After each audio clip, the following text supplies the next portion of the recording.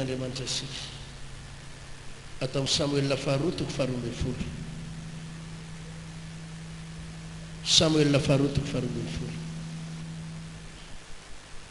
Eo amin'ny andininy fahafito.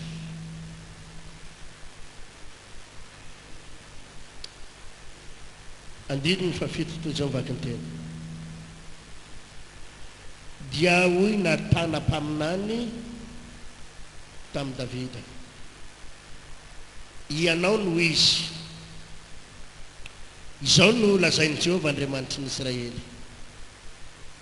Izao nanositra anao ho mpanjakan'ny Israely, ka namonjy anao ho afaka amin'ny tanan'ny Saoly.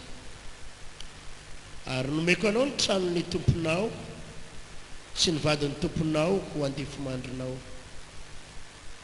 Ary nomeko anao koa ny firenen'i Israely sy Joda. Ary raha mbola tsy ampy ho anao azy zany, dia nomeko bebe kokoa ianao. Koa nahoana ianao no nanamavo ny tenin'i Jehovah ka nanao zay ratsy teo imasony. Uria Hitita nasianao sabatra, ary ny vadiny nalainao ho vadinao. Eny, efa novononao tamin'ny sabatra ny taranaka amoana izy. Koa noho izany dia tsy ala amin'ny taranako mandrakizay kosa ny sabatra, satria nanamavo ahy ianao. Ka naka ny vadiny Uria Hitita ho vadinao. Izao koa ny lazain'i Jehovah, indro zao efa tonga loza aminao avy amin'ny akonanao ihany. Ary hoe soroko eo masonao ny vadinao ka omeko ny namanao, ary izy handry amin'ny vadinao amin'izao atoandro benanary zao. Fa ianao nanao an'izany tao avy manginginy, ary izao kosa aneo an'izany zavatra zany eo anatrehan'ny Israely rehetra sy amin'izao atoandro benanary zao. Ary hoy Davida tamin'ny natana mpaminany, efa nanota tamin'i Jehovah aho, ary kosa natana tamin'i Davida. Jehovah efa nanaisitra ny heliko ka tsy ho faty ianao. Nefa no nampitenenanao ratsy ny fahavalon'i Jehovah amin'izany zavatra izany, dia ho faty tokoa ny zaza zay ateraka ao. Ary natana no ody tany hatramin'io. Eo amin'ny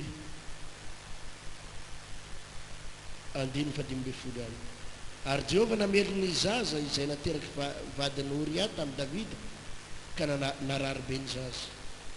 Ary ny fona tamin'Andriamanitra ho an'ny zaza Davida dia nifadikanina, sady niditra ka nandry tamin'ny tany mandritry ny alina.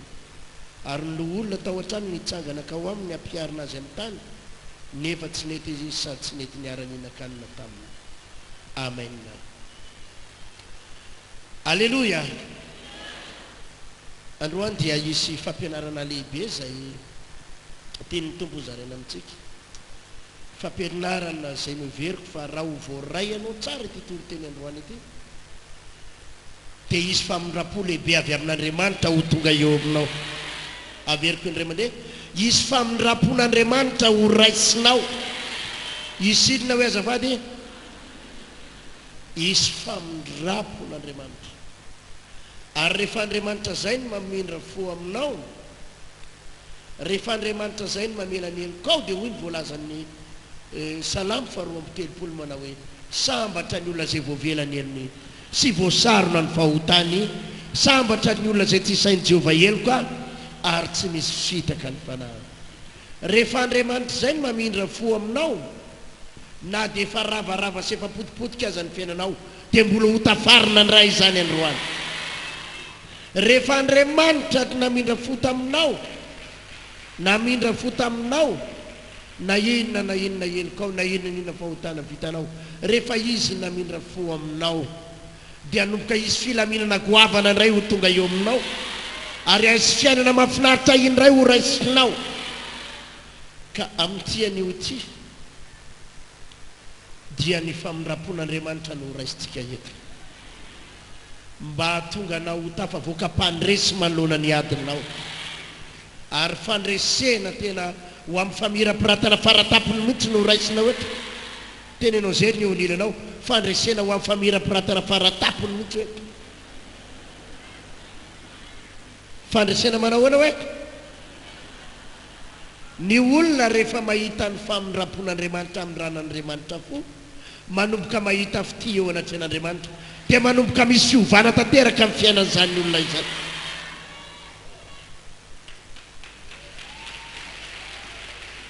Indray ihany dia nisy jamba anankiray nanantonan'i Jesosy. Dia rehefa nanantonan'i Jesosy io jamba io dia nikika ary zao ny teny nikika nataony manao hoe mamindraha fo amiko Jesosy zanaky Davida o, mamindraha fo amiko Jesosy zanaky Davida o, mamindraha fo amiko ianao. Zavatra anankiray ihany ny tediavin'io lehilahy io dia ny inona? Famindrapon'Andriamanitra.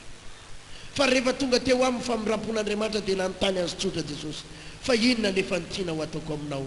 Tena maly raha lehilahy, ny mba hampahira-tana ny masoko. Dia ho Jesosy tonga avy aminao arak'izay hirinao. Niaraka tamin'izay dia nahira tsapy masoko.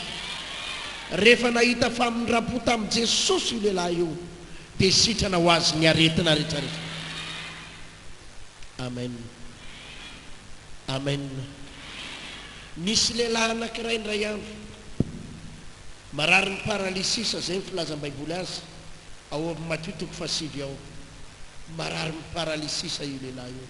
Zany hoe dikan'ilay paralysisa zany dia tena malemy vatany ray manontolo. Tsy hoe ny tongony ihany ny malemy a, ny tanany malemy, ny vatany malemy, ny tongony malemy. Tsy afaka mivadika izy raha tsy ny olona mamadika azy, tsy afaka mirirana izy raha tsy ny olona mandrirana azy, tsy afaka mipetraka izy raha tsy ny olona mapetraka azy. Tena mijaly io lehilahy io. Fa indray andro dia nentin'ny fianakaviana keo amin'i Jesosy izy, nampidinina tamin'ny tady ho eo anoloan'i Jesosy, nampidinina tao anaty kodoro. Dia tonga teo anoloan'i Jesosy, nitenin'i Jesosy voalohany tamin'io lehilahy io dia izao: voavela ny heloko ao, voavela ny heloko ao. Ataovy aleloia! Nahita ny famindrapon'Andriamanitra io lehilahy io, ary tahoarinany famelan-keloko an'nyraisiny io lehilahy io, niaraka tamin'izay tonga dia niraisiny anko fanasitanana, ary tonga dia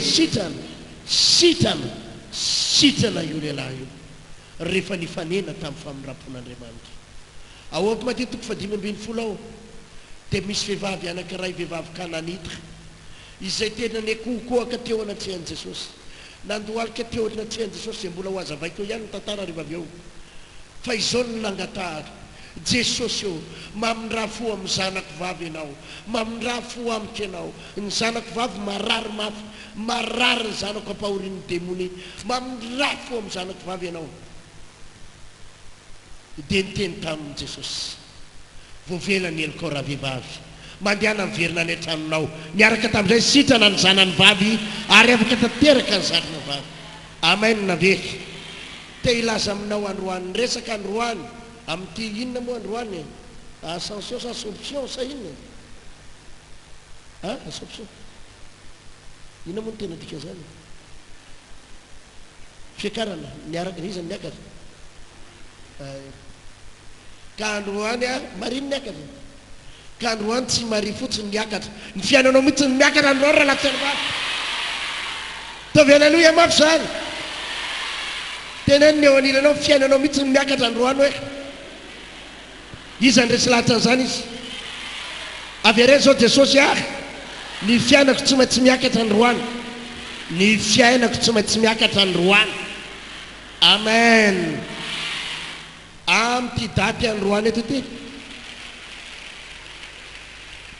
hifanena amin'ny famindrapon'Andriamanitra amin'ny fiainanao, ary androany dia ho akarin'Andriamanitra amin'ny fiainanao. Aleloia vezatra. Rehefa manomboka mahita ny famindrapon'Andriamanitra ianao dia hisokatra dolodolo ny lalana rehetrarehetra oloanao. Amen sa tsy amen?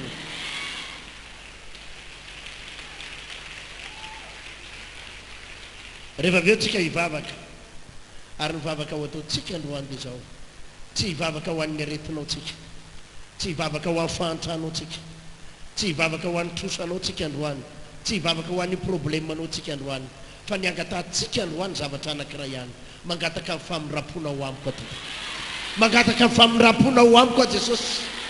Anao fibebahana lalina eo anaten'Andriamanitra etinao androany. Halleluia. Famindrapon'Andriamanitra no tedavitsika androany. Inona hoe ny tedavina eto? I Davida dia lehilahy nanao ratsy.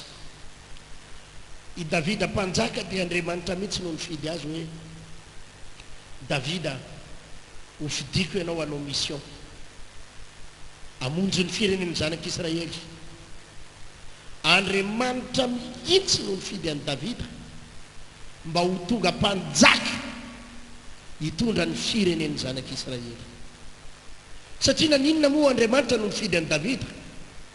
Nifidy an'i Davida Andriamanitra satria hitan'Andriamanitra tao amin'ny Davida ny fanetretena, hitan'Andriamanitra tao amin'ny Davida ny fitiavana. Halleloja. Hitan'Andriamanitra tao amin'ny Davida fa lehilahy be herim-po izy, tena nafanafota amin'ny fitiavana an'Andriamanitra izy, nafanafota amin'ny fanompona an'Andriamanitra Davida. Dia hoy Andriamanitra hoe ho fidiko ianao ataoko mpanjaka ianao. Za dia milaza aminao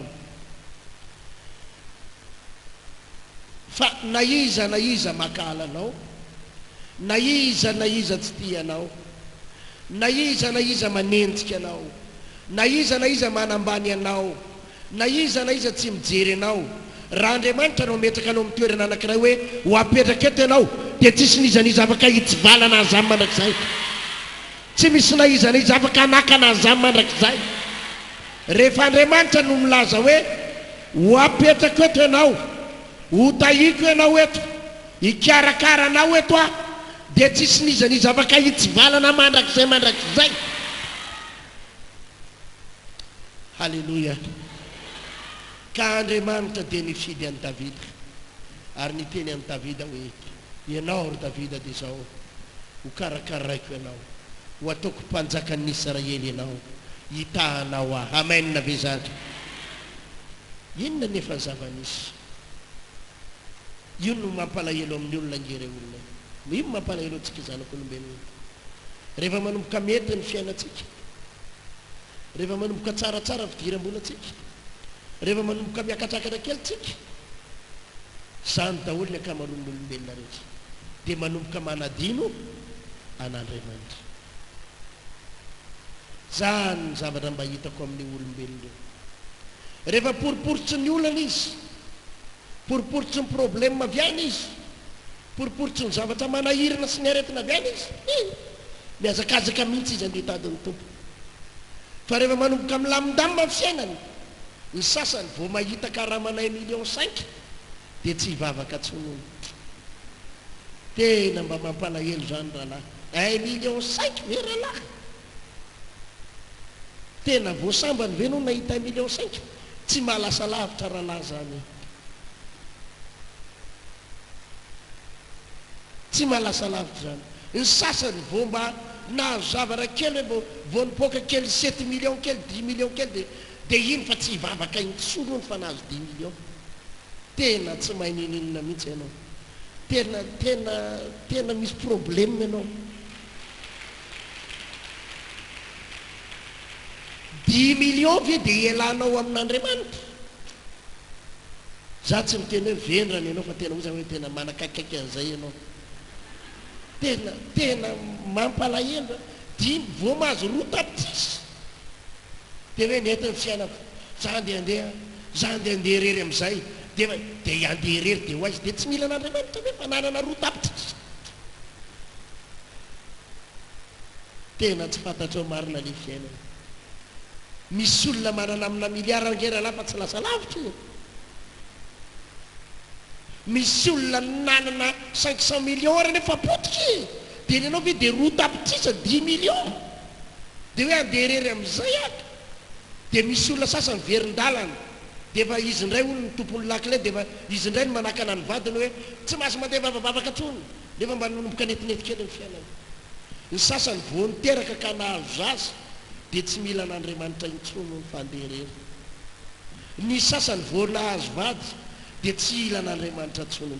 Olona tena mampalahelo ianao, tena mampalahelo ianao raha zany, tena olona tsy mataka-javatra ianao raha izany. Fa nga fiainanao vitany vadinao io, nga fiainanao vitany telo tapitrisa, mila an'Andriamanitra foana ianao na ho aiza ary na ho aiza.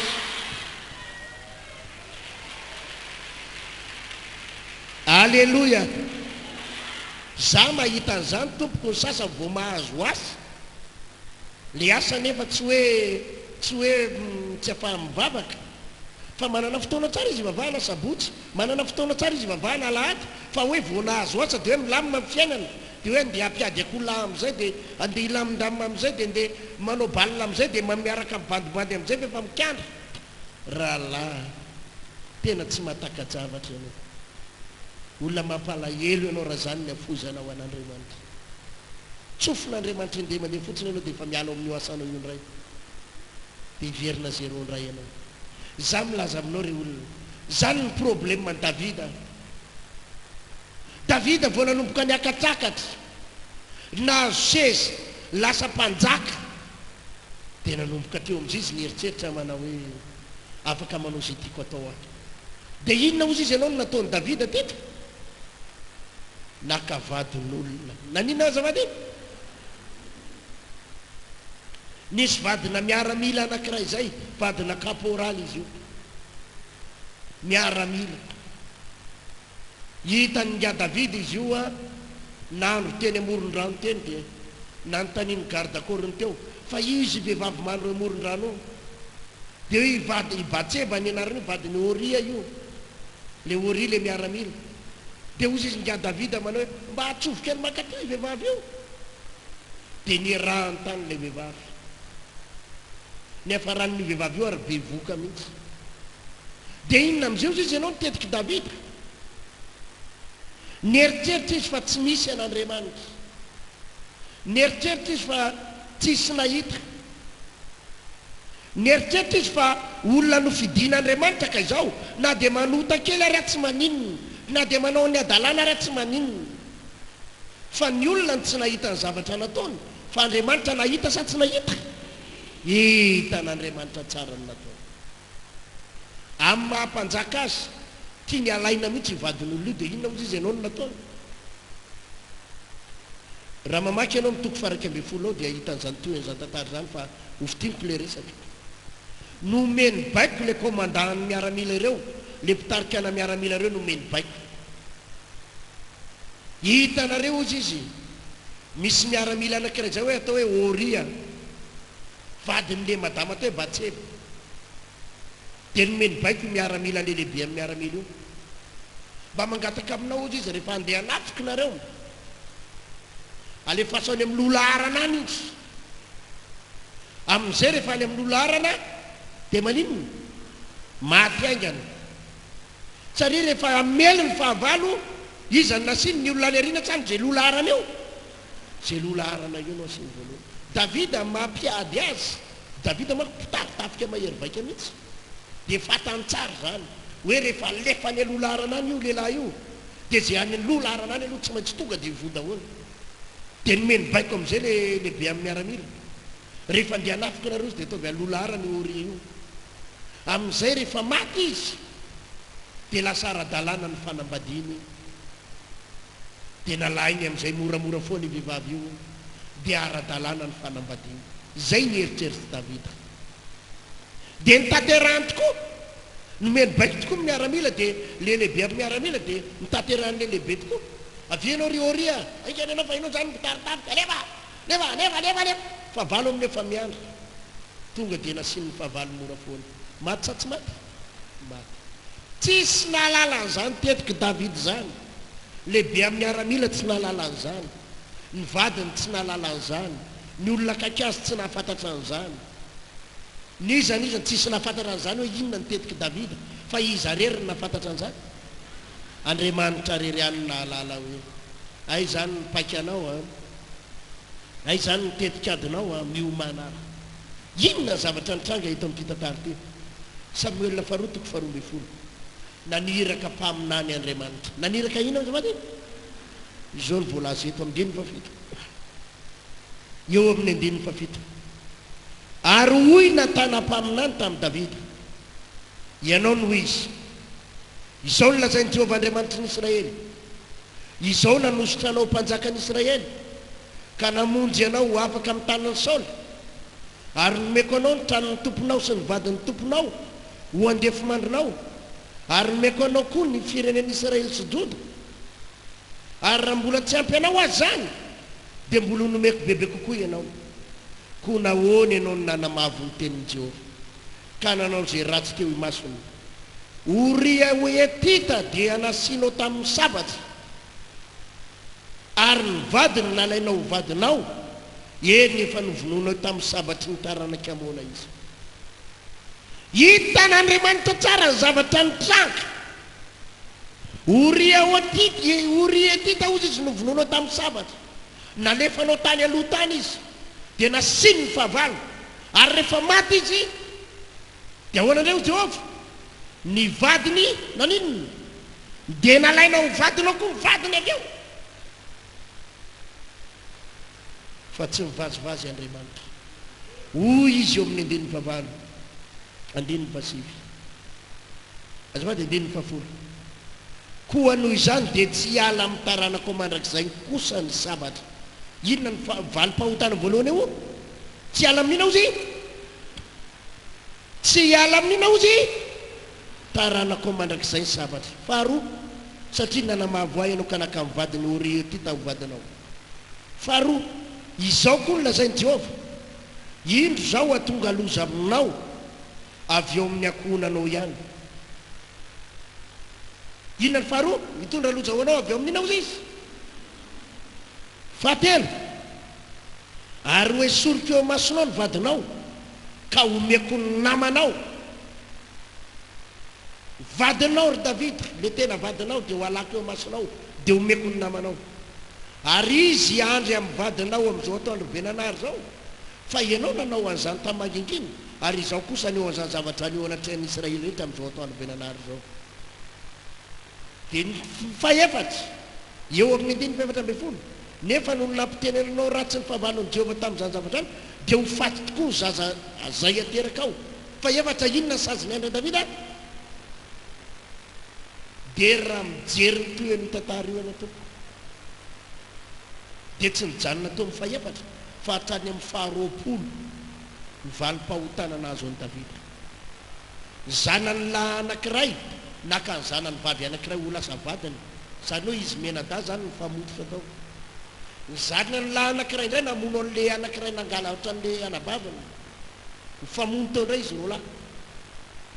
Ny zanany lahy anankiray indray avy eo nanongana azy teo amin'ny fitondram-panjakana, dia avy eo indray ny zanany lahy nanongana iny no vonony miaramila indray. Tena tsy misy fiadanana, ny mpanompo ny lasa nalozona azy, nahita fahoriana, fijaliana, tena fangiry friny Davida, vokatry ny fahotana impiny. Fahotana indray mandeha monjy, fahotana indray mandeha monjy, dia nampikorotana tanteraka ny fiainan'i Davida, nampikorotana ny fiainan'ny akonana, nampikorotana ny fitondram-panjakana, nampikorotana tanteraka ny ara-bolana, ny fahasalamana, ny filaminatsainy, ny korotana ambony ambany. Tsisy ninninona azon'ny Davida natao intsony, ny korotana tanteraka vokatry ny fahotana indray mandeha monjy. Eno zao zavatra nazako aminao zao, tsy moramora ny manota,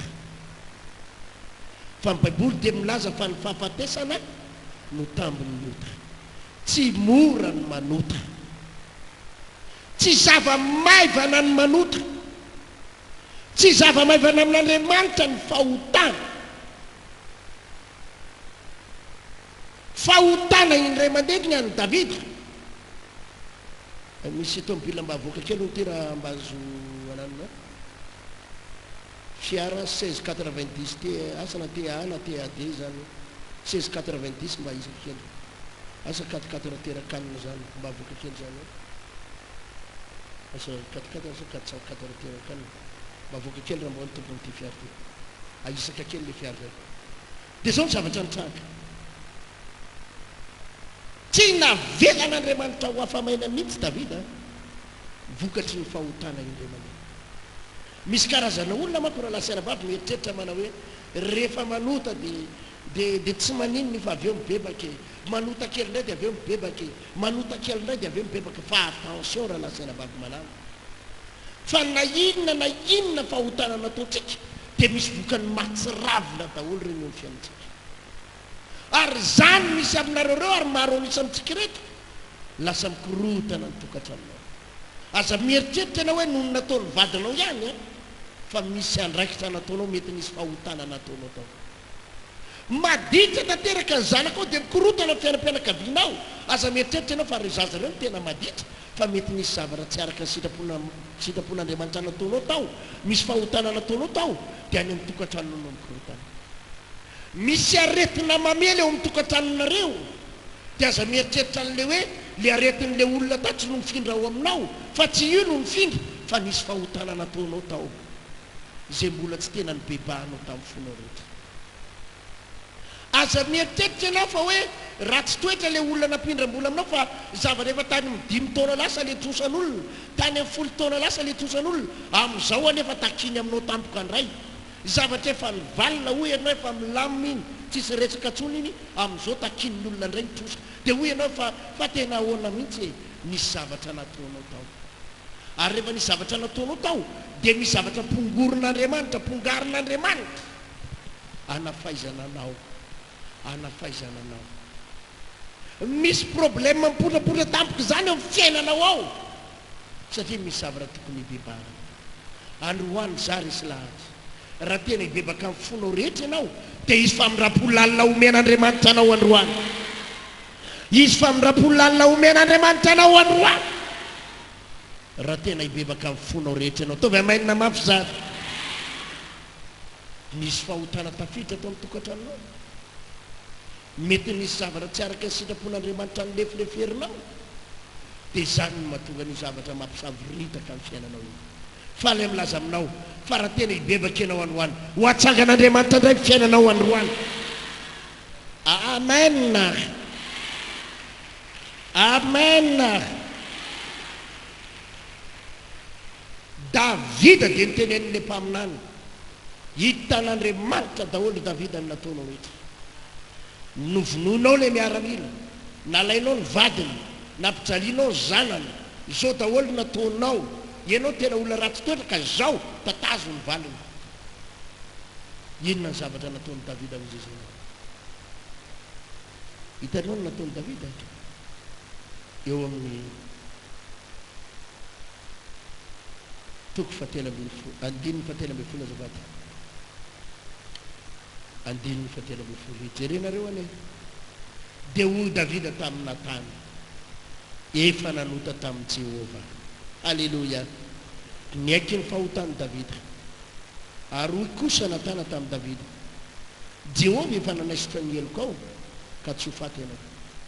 Nefa no nampitenenanao ratsy ny fahavalon'ny Jehova ny amin'izany zavatra zany dia ho faty tokoa ny zaza izay ateraka ao.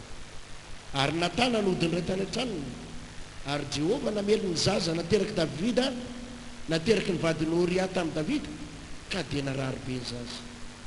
Ary nifohona tamin'Andriamanitra ho an'ny zaza Davida dia nifady sy alina sady niditra ka nandro tamin'ny tany mandritry ny alina. Averiko andininy 9. Ary nifohona tamin'Andriamanitra ho an'ny zaza Davida. Nanina ho Davida? Dia nifady sy alina dia nanina hoe? Sady niditra ka nandro tamin'ny tany mandritry ny alina. Ampianatra anao ireo zavatra anankiray iara-lasina vavy androany. Hitanareo Davida rehefa nitenenin'Andriamanitra fa tena ho faiziny ianao, ho kapohany ianao, dia izao no nafinaritra tamin'ny Davida, tsy nikofoka intsony izy. Nanina hoe Davida? Tena tonga izy dia mibaradaka tanteraka, tena nanangatarina na dia nikoka hoe tompo ataovy ary izay tiana ho atao amiko. Manaiky resy ahy, manaiky afananoty, tsy te hikofoka tsony ahy, kapohy ary ara-kapohanao io, ataovy ary izay tena fantatrao fa sahaza ahy, manaiky ahy e, amin'izay anaovanao ahy manaiky ahy e. Ny azony Davida natao dia izao, niaiky ny fahotany aloha voalohany, nibebaka izy faharoa, nifady fianina izy vokatra fibebahana zay, nifady fianina tompo manaiky ny fitondranao ahy, nanota miandro ny famindram-poninao ahy, miaiky ny heloko ahy, nifady ary ny ataonao tenao ahy mekoaka. Ny ambaran'ny Baiboly fa nandro tamin'ny lamba fisaonana mihitsy Davida, izany hoe tena nampijaly ny tena ny teo anatrehan'Andriamanitra. inona ny hafarany nasian'andriamanitra le zaza zay naterany tamin'ny vadin'olo io dia rehefa nasian'andriamanitra io zaza io dia mibebaky davida hoe sao dia mba hositranin'andriamanitra ihany io zaza io mangataka aminao atompo mamindraha fo amin'ny zaza sitrana ilay zaza sady sitrana tsy sitrana fa maty amin'ny hafarany fa izao anio fa nafinaritra ny davida na maty aza le zaza nymonomonina tamin'andriamanitra vizy na ny metsiny an'andriamanitra vizy ny teny ratsy an'andriamanitra ve davida vao mainka ana metsiny vizy dia ozy izy hoe za tsy mivavaka tsony tsy nanao an'izany davida ekeko raha zay mifantatro fa mety ozy izy mbola naraka anao ihany nanomboka tao arinan'io dia nanomboka mifanisiniitsy amin'izay kapoka anazy ny davida fa izao ny nafinaritra tamin'ny davida nanaiky foana izy hatramin'ny farany manaiky a jesosy hitondranao ahy manaiky ny kapokam-panaovinao ahy manaiky amin'ny famaizana ataonao amiko ahy manaiky ny ninona mpanaovinao ahy manaiky an'izao sazomenao ahy zao ahy zao ny fampianarana tiako hozaraina aminao androanitsika ivavaka ary angataka famirapon'andriamanitra tsika androany tovy amainza angataka inona hoe azavady na inona kapoka mahazo anao na inona kapoka mahazo anao ienao mety mangiry firy dia zao lazao amin'andriamanitra manaiky any zavatra hitondranao manaiky any raha zao ny valiny fahotako tompo ekeko fa mamindrafo ahy mangataka foana ny famindraponao ahy misy karazana olona manko re olona dia zao izy ndray ny mametraka karazana santazy amin'andriamanitra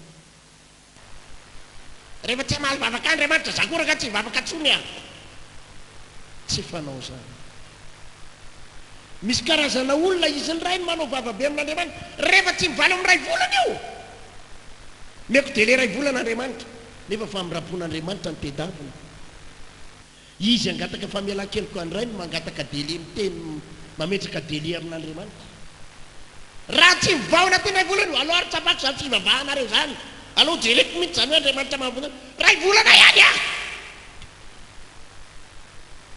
au lieu dia tokony andadilady ianao raha ny tokony ho ataonao dia hibebaka ny ranomaso hifadianina mihitsy aran'olo tena tompo manaiky enao ndray ohatra ny mampifinafina androantsika tsy hoe hivavaka eto fotsiny fa tena mahay an'izany atao hoe fibebahana marina zany ianao androany ary nitetavin'andriamanitra aminao tena fibebahana marina nitetavin'andriamanitra aminao androany fibebahana marina inona hoe azafady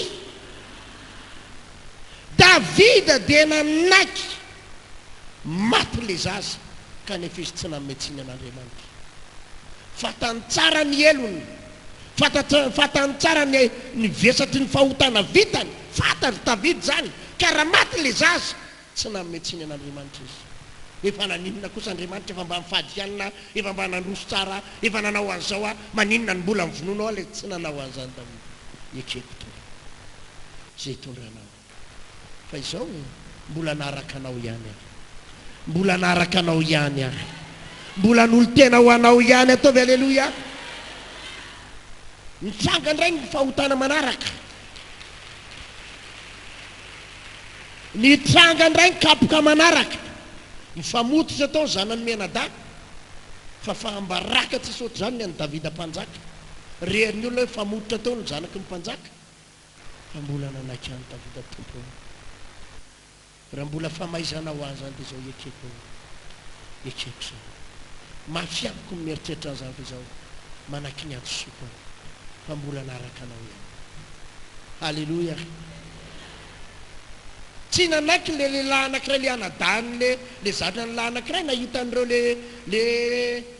le famototro tao vononiko le zalahy anankiray le ralahany izy miralahy zany ny famoto maty ny ankiray mafy sa tsy mafy zany fa zao ihany mbola tao anatin'ny davida valiny fahotako daholo zao tompo fa mbola vonona naraka anao enonareo tsara rehefa tena mandady lady eo anatren'andriamanitra ianao rehefa tena mibebaka ianao andriamanitra tsy maintsy mamindra fo aminao foana raha latsina baba Andriamanitra tsy maintsy amela ny heliko foana fa Andriamanitra kosa mijery. Andriamanitra mijery an'ireo tena mibebaka marina amin'ny fony rehetra ary mibebaka tsy amin'ny fiatsaram-belantsika. Misy fotoana ny antsika re olona hoa tsika diso mana maro tena loatra indraindray. Ary hitanareo ren'le tenitsika ireny ohatrany hoe misy fotoantsika miteny fa maninona ary any ampijaliana Andriamanitra ohatr'izao. Mba fantatrao hoe ny dikan'izany teninao zany fa mezatsiny an'Andriamanitra zany. Inona ny dikan'izany teninao zany? Fa maninona ary any ataon'Andriamanitra amin'izao fa inona loatra ny fahotana vitako. Ohatra ny tehiteny ianao hoe tsy nalotra. Dikan'izany teninao zany hoe inona loatra ny fahotana vitako. Dia ohatra ny tehiteny ianao hoe za inge olona tsy nalota nefa dia kapohanao fotsiny. Tsy nisy an'izany. Fa misy fotoana nisy zavatra tsy nentina ataonao tao. Nisy fahotana ninao natao tao. Ary io enonareo tsara. Zany inge ny mahatsara miaino an'ilay toroteny sy miaino tenin'Andriamanitra ohatr'izao. Ary zany ny mahatsara an'ilay mankatony tenin'Andriamanitra. Fa misy aminareo ireo, misy amintsika ireo mini manota. Ary zao le mibaiko antsika manota aloha dia rehefa avy eo mibebaka. Fa attention, fa moramora ny manota ary mety moramora ny bebaka. Fa na mibebaka ary ianao misy fotoana misy valiny mahatsiravina ny fahotana. Azonao ve zany? Misy olona laim-panahy amin'izany. Dana aloha manota fa rehefa avy eo mibebaka. Fa aza misangisangy fahotana tompoko. Fa ny fahotana rehetrarehetra ataonao anenenanao daholo ny ao ambadika izay. Tsy maintsy manenina ianao ambadika izay. Ahoana hoe? Ary manenina tongotra aman-tanana ianao takizay tsy nanota, takizay tsy nanao an'izany. Dia tsy maintsy misy kapoka ao ambadika iny. Ary raha tonga ny fotoana hikapohan'Andriamanitra anao, zao ihany ny tsara indrindra. Maneke fotsiny. Tompo, ekeko miatsoka. Raha izao tsy fananako azy zao. Satria diso ny jangajanga loatra. Ary tsy ny raharaha fivavahana. Nisy fotoana tompo tena natao mivavaka, ny vadiko hoe andeha hivavaka tsy nanaiky, nitsiratsiraiko izy. Enim-bolana zao Jesosy tsy niasa. Herintaona zao tsy niasa. Tapitra namidiko daholo ny fananana rehetra. Eny manaiky ato. Manaiky ny niadosoana vitako aho. Na dia tena ho faty ary tompo, na dia ho kapohanao marary ary aho. Dia zao tompo manaiky aho. Manaiky anaraka anao aho. Raha kapoka avy aminao zao, manaiky aho Jesosy. Fa tsy hoe ianao efa nijangajanga. Ianao naniratsira fivavahana. Ianao naniratsira ny vadinao. Ianao tsy nety nivavaka. Zao ianao vao manomboka hivavaka. Dia mbola hiteny indray ianao raha riva any amin'ny vadinao. Testeko tsara aloha ilay fivavahana reo fa raha toka misy valim-bavaka ao anatin'ny 2 semaines. Ohatra ny roso any aho. Fa raha tsy hitako aloha raha fandaninandro kosa raha alaiko mijanona. Dia efa ny tompo efa mikapoka anao dia mbola ianao indray no manao vavy ohatr'izany. Tsy mahasoa anao zany. Aleo fotsiny manaiky. Nafinaritra ny Davida dia zao. Nanaiky ny fahadisoana. Tsapa ny fahadisoana. Ny reconnaître ny fahotana vitany izy. Ary fatany tsara ho tsy maintsy hikapoka azy Andriamanitra. Noho izany tompo, miandry ny famindram-ponao aho. Tsy hiala aminao aho. Tsy hisaraka aminao aho. Za mbola voninanaraka anao. Fa nafinaritra raha latsaina vavy raha mijery ny toe-tantaran'i Davida ianao. Narenin'Andriamanitra indray ny fiainany. Natsangan'Andriamanitra indray ny fiainany. Tavaverina tamin'ny lohany indray ny fiainany. Ataovy aleloia mafy zany.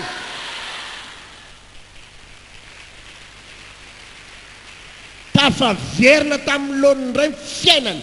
Ary tafatsangana ny fiainany rehefa ny fiksa tamin'Andriamanitra izy. Misy aminareo ireo marary. Ary marary vokatry ny fitsangajangana. Marary vokatry ny fahavetavetana sy ny fahalotona. Marary vokatry ny faratsipitondran-tena misy aminareo ireo. Ny tsara indrindra raha nabary ty zao.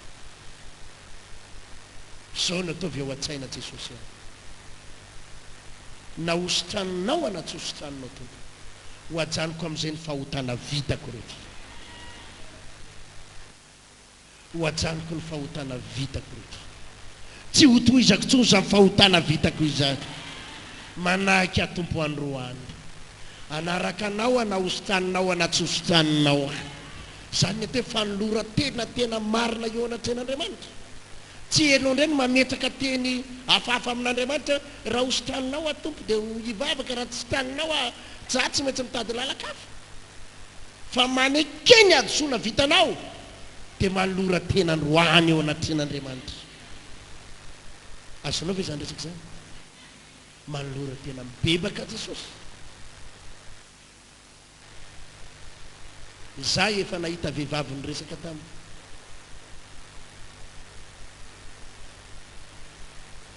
efa nahita vehivavy nyresaka taminy tratra ny naretina vokatry ny fiarahany tamin'ny lehilahy sy ny fijangajanganana tony tany dia nangataka mba eto mambavaka mihitsy apastera tena mba eto mambavaka mihitsy afatera hitako tena izy amin'ny tena marary amin'ny fiarahana tamin'ny lehilahy rehetrarehetra tany izao ny fiainam-pitiavako tena bloqué mihitsy amin'io aretina io zany hoe ny mahatonga azy tena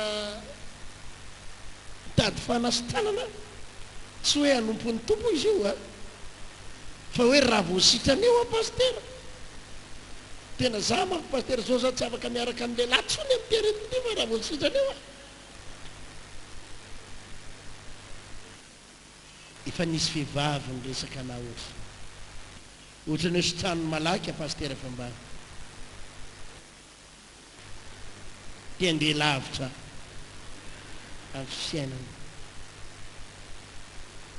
za manasanao raha lasana vavy tena mibeba amin'ny fonao rehetrarehetra mihitsy ianao malora tena lalina ho an'Andriamanitra ianao androany fibebahana marina anao taonao eto androany raha enonao tena misy zava rehefa tena tsy mandeha tsony eo amin'ny fiainanao tena tsy mandeha tena potika amin'ny fiainanao fahasalamanao ny mombanao ray manontolo zavatra anankiray nasain'Andriamanitra taonao mihetsofa amin'ny rapon'Andriamanitra androany tompo mamelana erika manakiny adosoko any anaraka anao amin'izay a Jesosy eny marary amiko zao tsy mihinan-kanina zao marary amiko ny tsy manam-bola kanefa na omeno volana tsy omeno vola tompo dia mbola anaraka anao ihany zany ny zava-dehibe amin'Andriamanitra tena fibebahana marina fibebahana amin'ny fonao rehetra fa tsy fibebahana miaraka amin'ny chantage ianao indray no mampifilafila an'Andriamanitra ianao indray no manao teny marary amin'Andriamanitra atao vita an'Andriamanitra hoe tompo tena mangetahetanao any zany nafinaritra tamin'ny Davida ary zao mivavaka nataon'i Davida dia vakitsika atao amin'ny Salamo faraika amby dimapolo atao amin'ny Salamo faraika amby dimapolo zao ny vavaka nataony Sihira nataony Salamo faraika amby dimapolo andininy voalohany le lohateny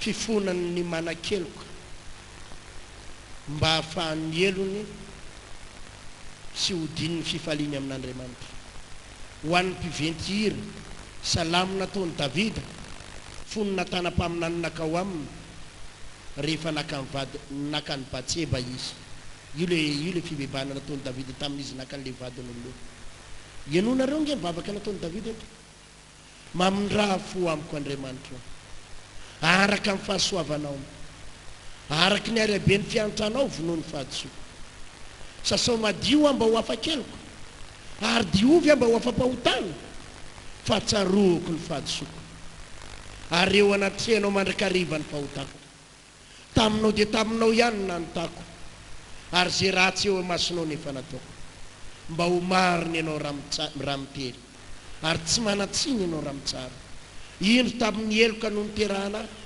ary tamin'ny fahotana ny torotoroana any reniko indro fahamarinanao am-pony sitrakao ary fahendrenao amin'ny afina nanao ampahafantarinao aho diovy isopa aho mba ho afa-pahotana dia diovy sasao adio fotsy mangatsakajaka ampandrenesy fifalianany sy firaviravonao ifaliany taolana zay voavakivakinao afeno ny tavanao ny fahotako ary vonoa ny eloko rehetra am'irony fomadio Andriamanitra ary avao zy orina marina ny fanato amiko aza manary ahaly eo anatrehanao ary aza manaisitra ny fanahinao masina amiko.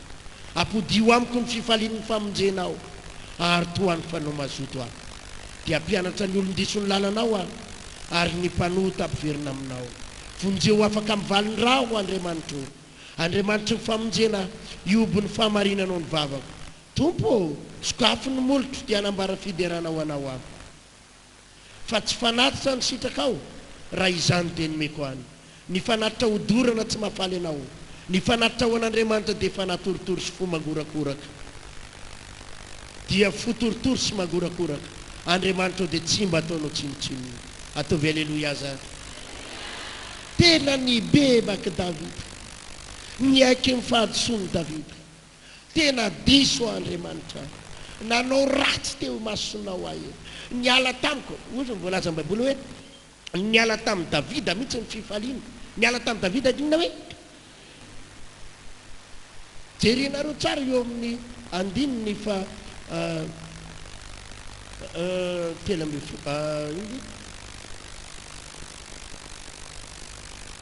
ere amin'ny andininy favalo. Ampandrenesy fifaliana sy firavoravonao. Ifalian'ny taolana zay voavakivakinao. Ifalian'ny inona hony? Zany hoe naninona mihitsy zany ny taolany Davida. Vakivaky mihitsy ny taolany tany anatin'ny tany. Vokatry ninona? Fahotana indray mandeha montsy. Iany niatsa tany amin'ny taolany mihitsy. Tsisy fifaliana, tsisy fiadanana, tena very izy. Fa izy anefa tsy nametsiny an'Andriamanitra. Nandohalika izy, Tompo, mamindraha fo amiko. Iverina aminao re aho Tompo, mamelany eloko hoe. Tena diso re aho, fataro fa hokapohanao akanefa ninona ataonao amiko teo zao hoe. Efa manaika anaraka anao aho. Tsy emotra intsony aho. Davida tena nanana fanolora tena lalina. Ino zao ry havana. Ho ataontsika izany vavaky Davida zany androany raha latsatom-bava. Mety lasan'olona amin'ny vadinao. Mety nisitaka amin'ny vadinao. Tsy voatery mety ny vadinao no nanota, fa ianao no nahatsapa hoe nisy zavatra tsy mety nataonao tany am-piasana. Mety vokatry ny fanaovanao ny tsirariny tamin'ilay mpanampy anao tao atokantrandronao tao angamba, satria nisy mpanampinao tao dia nataonao tsinotsinona. Mety vokatry ny fanaovanao tsinotsinona n'ilay mahantra tary angamba. Mety vokatry ny resaka tseko. Mety nisy zavatra tena nampalahyanao n'Andriamanitra nataonao. Dia amin'izao fotoana izao ianao mikorotana ny tokantrano, tsy mandeha amin'izay loatra ny fiainanao, lasa n'olona ny vadinao. Androany, aza mametsiny an'izanizy, fa fibebahana lalina ny tediavinao ataon'Andriamanitra eto androany. Fibebahana ny tediavin'Andriamanitra ho ataonao androany. Inona hoe ny tediavin'Andriamanitra aminao? Aza mametsiny ny rafozanao, fa ekeo ny adosoanao. Zany foana no mahatonga mifarany amin'ilay hoe misy fotoana ianao mila manao fanonerana. Misy lila fotoana manina? Raha mijery ny toy ny tantaran'i Davida ianao, nanao fanonerana no nataon'i Davida ny afarany. Fanao fanatim-panonerana. Fanatim-panonerana. Ny aiky ny elona izy dia nanombotra ny fahotana vitany. Io azavaiko foana fa misy aminareo tena nangalatra. Nangalatra tanin'olona, nanao afiera-maizina tany amin'ny tribonaly, nihinana alahelon'olona, nanao tsinotsinona fiainan'olona. Tena nisy na ny ray aman-dreny sasany aminareo reo tena nampijaly olona ny ray aman-dreninareo, ary nisy olona tsy nanatsiny, tsy nanatsiny fa nampijaliany ray aman-dreninao, ary tamin'izany ianao mbola kelikely dia falifaly ery hoe ataony dadanay mahita iny. Dia tena amin'izao nefa ianao tena potika ny taranakao, ary amin'izao ianao misy olona manao tsinotsinona anareo. Hitanareo, le zavatra nataon'ny ray aman-drenao tany amin'ny 30 taona lasa, ohatrany manody anareo zao. Misy olona tratran'izany eto amin'izao fotoana izao, manody azy. Nisy fotoana ny ray aman-drenao tadidinao mihitsy, nampindram-bola olona, dia avy eo tsy voaverin'ilay olona le vola. Dia le volan'ny olona nampindramina io 1 million, nefa ny zavatra nitakin'ny dadanareo tany amin'ny valerona 15 million, tsy naverin'ny dadanareo hatramin'ny androany, dia io manody anao androany io. Misy aminareo reo koa ataon'ny olona an'izany amin'izao. Dia maneke androany tompo, mafy ampy zanto izao, mibebaka eo anatrena. Tsy tia metsiny an'izaniza, fa miaiky ny heloko ny ray aman-dreny koa manaky ny heloko a fa mangataka aminao famirapo avy aminao a Jesosy mangataka amin'ny famiraponao raha ny heloko ny raiky zao manody azy ao misy aminareo ireo tratran'izany zontsika miresaka zao matoa miteny an'izany misy tratran'izany eto lasan'olona mivadinao satria ivadin'olona ivadinao lasan'olona io efa vadin'olona koa io teo aloha fa nalainao dia izy io nalainao io dia nisy nakandray dia amin'izao enao mararirary mihitsy fonao tena enao raha nabavy a misy lalanao sokafan'Andriamanitra anao fa aza matahotra anao rehanao zany toroteny zany tsy ho fandatsananao tsy ho fanesonanao fa rehanao zany hoe ny tokony ataonao dia hibebaka ianao fa ho arenin'Andriamanitra amin'ny fiainanao Andriamanitra malala zay mahasoanao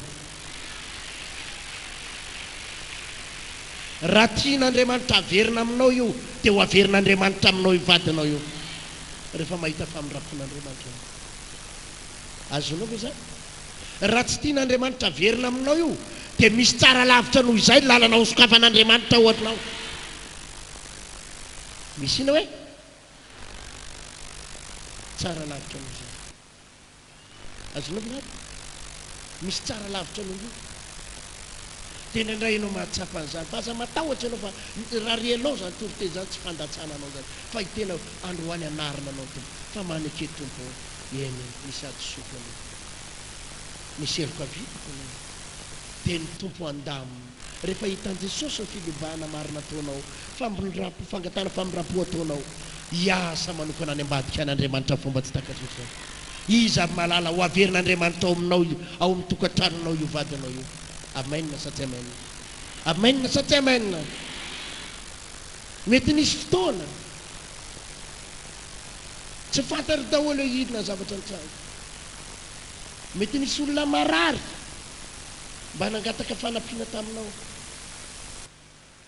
ary ireo olona marary ireo tamin'izany mety tamin'izany ho enonareo tsara ty temite mety tena mpivavaka izy ireo mety tena hoana mety mpivavaka amin'ny fiangonana zandrinao zao fa saingy tsy tianao le fiangonana manao aleluia sy amen tamin'izany dia zany za ndraiky tsy manampy anareo any amin'ny Jesosy nareo any mandeha ndana makany amin'ny Jesosy nareo tamin'ny roa taona sy tapalinasa nanao an'izany anao sa ho enao zao tratran'ilay aretiny ary le aretin'le olona io mifindra aminao io dia gagenao efa ahoana ary dia io enao efa zao tonga manao aleluia sy amen koa etanao tovy aleluia mafy sady zao ny ataonao androany mangatavy famirapon'Andriamanitra mamelany manaky ny adosoko ay tsapako ny adosoko taminao fa izao ny fanekeko aminao androany iroso a Jesosy anompo anao a iroso a Jesosy anaraka anao tovy amen mafy sady tsy hoe ianao indray androany ny ampifilafilan'andreky raha hositranao a Jesosy ho tsapaiko zany délivrance zany androany aloha raha hoe manasitrana ho hitako zany androany fa raha sitrana ho hitako eo ihany ny fanapaky raha tsy sitrana moa baibay tsy mila tsony ianao ndray ve nanao an'izany zavatra zany amin'Andriamanitra nefa tia mahazo anao tia rehefa fadiran'ovana maneke androany manaky Jesosy manaky ny valim-pahotako a nefa miantso ny famiraponao azonao ve zany resaka tsika zao fa tsy maintsy mibebaka le manatona ny tompo angere olona tsy maintsy manery teny tsy azo izesy tiavana mihitsy ato amin'ny Jesosy ato teny anao zay ny eo anilanao ato tsy azo izesy tiavana mihitsy ato zany tsy hoe anaovana be mokondobo be le miresaka amin'ny zesta tsy hoe akanjo ny resako amin'izany tsy resaka akanjo zany resako zany tsy resaka ina fa mokondobo zany resako zany hoe sao dia eritreritranao zabe mokondobo ao anamanina basitra ary misy aminareo roa tongety hitsapatsapa mihitsy misy olona tsapa mihitsy izy miainao zao toroteniko zao tsy hoe miaino mba hakato fa izy miaino manao analizy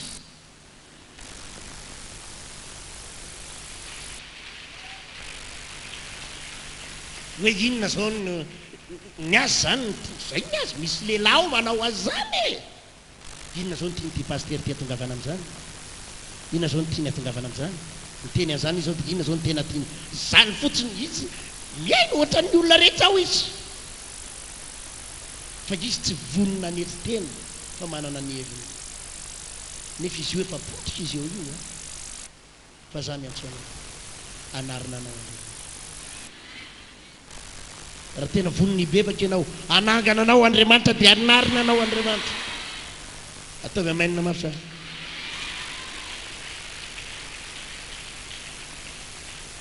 voarainao ve tompo zany tory tena zany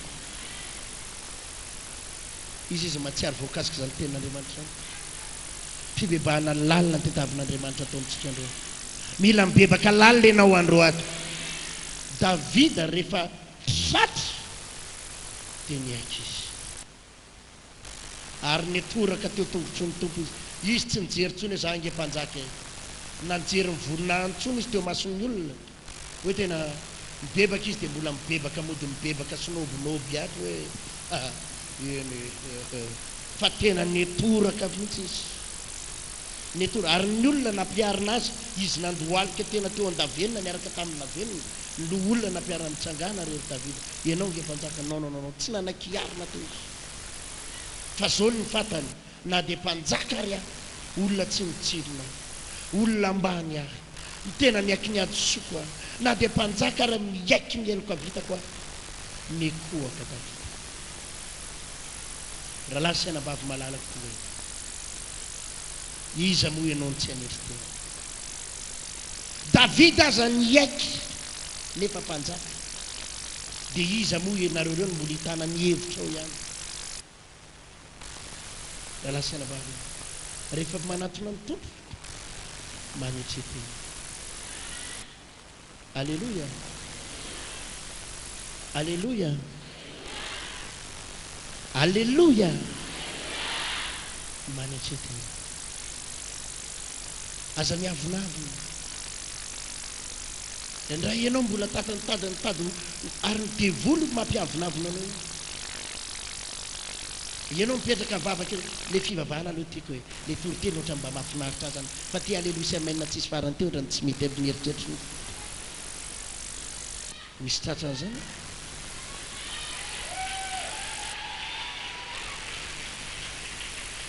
satria ny ao an-tsainao dia ozy izy ianao hoe secte zany manao alleloia azy zany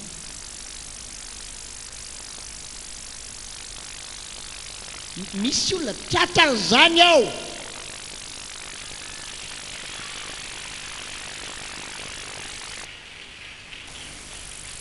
za aloha voniny bebaka za voniny tady an'Andriamanitra za aloha matoa tongeto zany ibebaka fa nialy alleloia sy amainina tsisy farany teo ohatrany tsy mety amin'ny eritreritry mihitsy satria ianao lefa tsy tiany izy ohatra am'izay alleloia zany fitenin'ny lanitra amaininy zany ho tanteraka ne zany alleloia anafaka anao ny tompo andra Davida dia nanesy tena ary nanaiky izy tompo miaiky ny adosoako za raha lasanabavy torevitra no meko anao za misy fotoana tratran'izany za misy fotoana tratran'izany misy fotoana tany amponja voatazona tany amponja tany atamora zany efa tany an-tanàna alleloia fa nazy zao ihany ny vavaka nataoko rehefa tany manaiky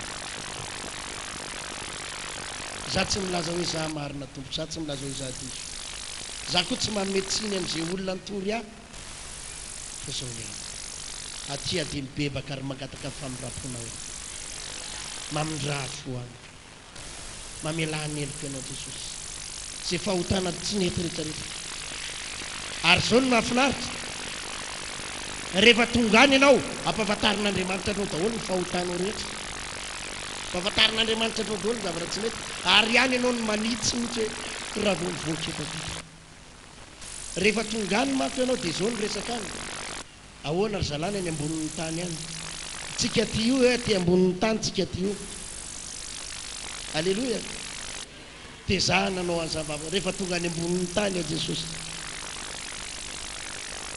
reto daholo ny zavatra ao ataoko zao ny tsy ataoko tsony zao ny voadiko anatrena manahika ako fa tsy hoe any amponjy ianao za aloha raha mivoaka eto taoko mahita reo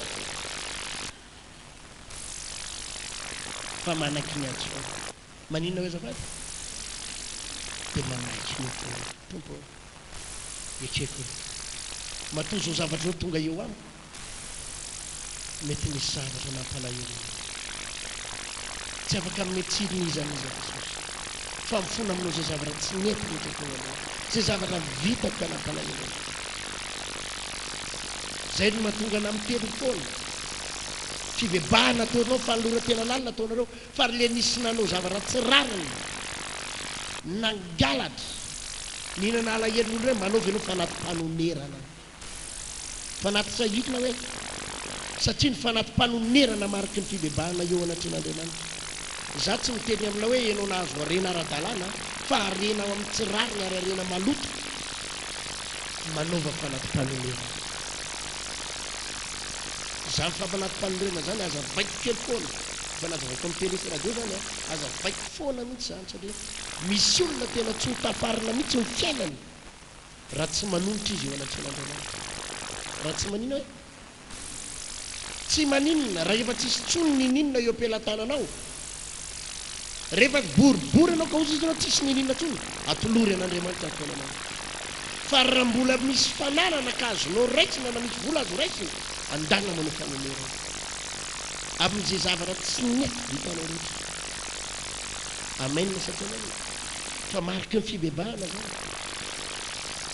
mariky ny fibebahana mahatonga ny volanao lanilany foana io lanilany atsery ohatrany tsisy zavatra mitsangana io kikisany devoly ny fanananao misy aminareo reo varotra trano varotra tany fa vo azo le vola enim-bolana teo ariny ianao zao nivarotra an'io efa manomboka boribory ndray satria nahoana kikisany devoly le fanananao ary tsy tafariny ianao raha tsy mibebaka tsara ary mibebaka marina ary manolo tena lalina ary manao fanonerana zava-dehibe ny délivrance fa lehibe lavitra n'io zany manao fanonerana manolotra ny zavatra ny ratsy vitanao teo anatren'Andriamanitra amin'ny alalan'ny vola amin'ny alalan'ny zavatra zay nataonao dia misy fibebahana mila ataonao mazava satria izy mino fa hanafaka azy Andriamanitra Andriamanitra mitsangana eo amin'ny toerana misy anao. Dasagana taninao kabanana.